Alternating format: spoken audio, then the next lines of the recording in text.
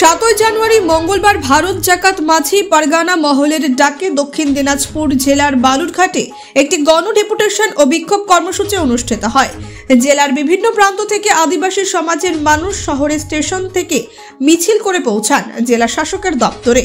দাবিগুলি ছিল অত্যন্ত গুরুত্বপূর্ণ।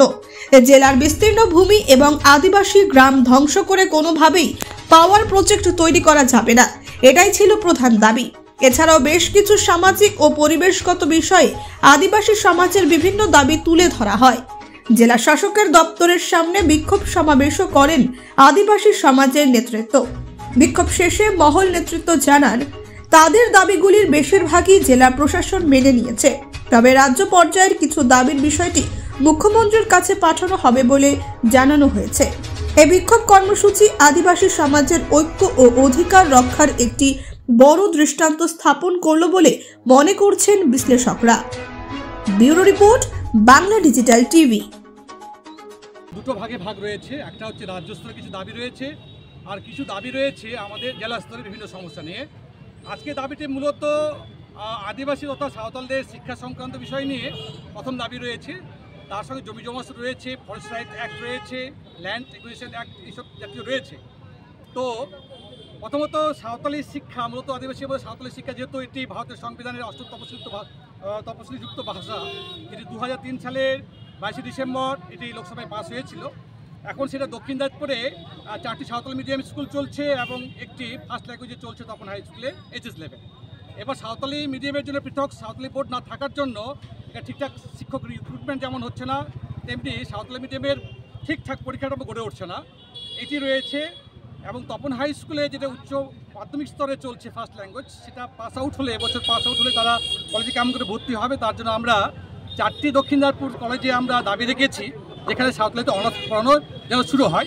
ইতিপূর্বে আমরা বালুরঘাট কলেজে সেখানকার প্রিন্সিপালের সঙ্গে আমরা দাবি দেওয়া পেশ করেছি। আমরা পেশ করেছিলাম এখানে দক্ষিণ দিনাজপুর ইউনিভার্সিটির যিনি ভাইস চ্যান্সেলর রয়েছেন প্রাক্তন, ওনাকে দেওয়া হয়েছে। তার সঙ্গে সঙ্গে আমাদের রয়েছে স্থানীয় সমস্যার মধ্যে বড় সমস্যা রয়েছে তপন থানার অন্তর্গত, যেটি হচ্ছে রামপুর বড়দিঘি। সেখানকার স্থানীয় মানুষ চতুর্দিকে দিঘির পাড়ে বসবাস করে। সেখানকার পাড়টি এত উঁচু করে নির্মাণ করেছে যে যেখানে বর্ষাকালে সেখানে বন্যা, ম্যানমেড বন্যা তৈরি হবে এবং জল পাস করবার জন্য যে ব্যবস্থা, বিশেষ করে উত্তর পাড়ে এত উঁচু পার করেছে যে সেখানে জল পাস করবে না, বন্যা তৈরি হবে।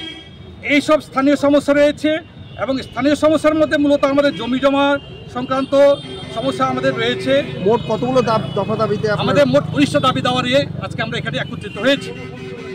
এই দাবি দেওয়ার মধ্যে আমাদের যেমন রয়েছে আমাদের কিছু ন্যাশনাল লেভেলে কিছু দাবি রয়েছে, যেমন আমাদের আদিবাসীদের ধর্ম নিয়ে আন্দোলন চলছে। আগামী মাসে আমরা দিল্লিতে আমরা অভিযান করব, সেই জন্য আমরা এখানে ডিএমের কাছেও আমরা আজকে আবেদন রাখছি।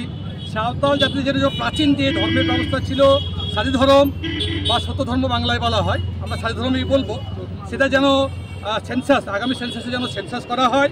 এইসব দাবি দাওয়া মূলত আমরা রেখেছি।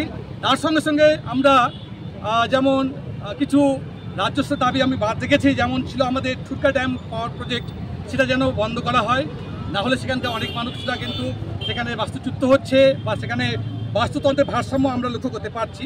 তার সঙ্গে দেউচা পাচামে যে কয়লা খনন শুরু হয়েছে বা হবে, সেখানে আমরা চাইছি সেখানে স্থানীয় মানুষদের সঠিক প্যাকেজ যেন প্রদান করা হয়। সঠিক প্যাকেজ মানে জমির পরিবর্তে জমি, কারণ জমির পরিবর্তে টাকা ঠিকঠাক না পেলে তারা সেখান থেকে বাস্তুচ্যুত হওয়ার ফলে পরবর্তীতে সেই টাকার পরিমাণে তারা কিন্তু কোনো জমি পান না, যার জন্য আমরা এইসব রাজ্য স্তরে বড় বড় দাবি দাওয়া নিয়ে এসেছি। আমার নাম রাজেন হাসদা, আমি ভারত জাকাত মাঝি পারগানা মহলের লেভেলের দক্ষিণ দিনাজপুর থেকে এখানে আমি সুসরিয়ে মেনলি হচ্ছে ঘুষের কাজের জন্য আমি রিক্রুটেড। তার সঙ্গে আদিবাসীদের সাঁওতালের জন্য সাঁওতাল অ্যাসোসিয়েশন রয়েছে, তার দক্ষিণ দিনাজপুরের প্রেসিডেন্ট।